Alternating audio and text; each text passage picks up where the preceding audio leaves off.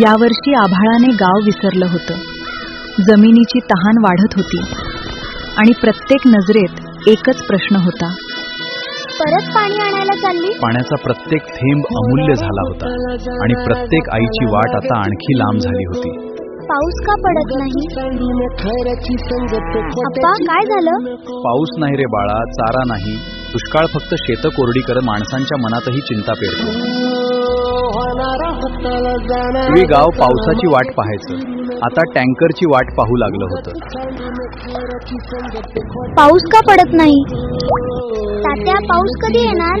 माहित नाही रे बाळा, पाऊस का पडत नाही. शेत तहानलंय. आणि काही उत्तरांची वाट संपूर्ण गाव पाहत असतं.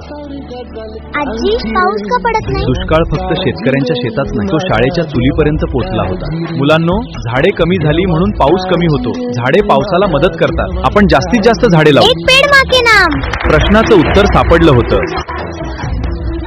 पाहण्यापेक्षा पावसाला बोलवण्याचा निर्णय त्यांनी घेतला, कारण प्रत्येक रोप म्हणजे उद्याच्या पावसाची आशा होती. पाऊस.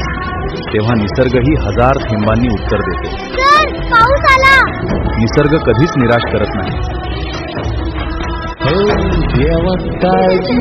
तो आपल्या कृतीतूनही जन्माला येतो. पाऊस हवा असेल तर झाडे लावा.